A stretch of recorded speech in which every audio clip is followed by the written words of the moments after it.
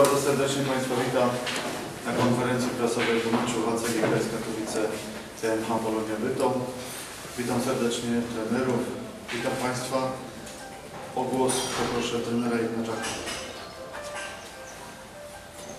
Tak, my aj keď dzisiaj sme przegrali, ale hrali sme dobře, chłopci walčili, mali sme dużo šanci a bez strzelení bramky sa nedá vygrať meč.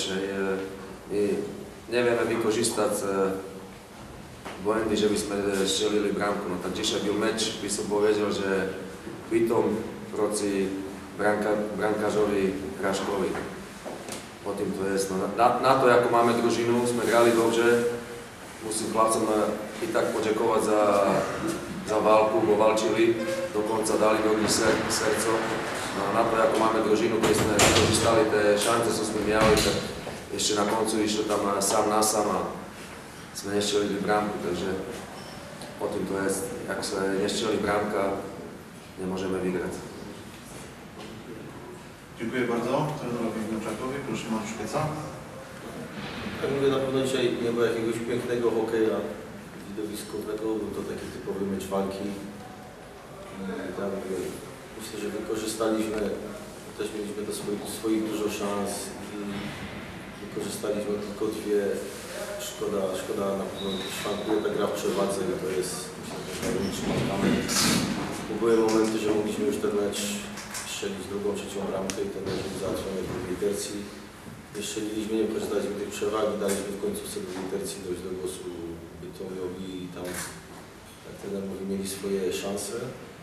No, a w trzeciej tercji myślę, mieliśmy już ten mecz taki pod kontrolą, nie pozwalaliśmy na wiele przeciwnikowi.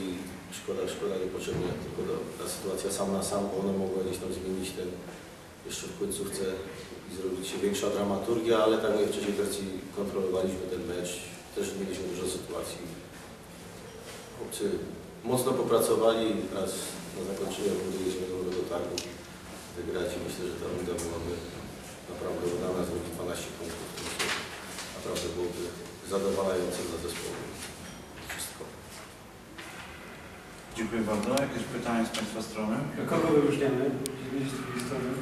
Ja na pewno bramkarz jasnym punktem przytrzymał mecz. Cała drużyna zagrała dobrze, ale myślę, że... Pan I nasz bramkarz też. Czy jeszcze mamy jakieś pytania? Jeżeli nie, to dziękuję bardzo trenerom, dziękuję Państwu. Do zobaczenia na następnym meczu w Katowicach.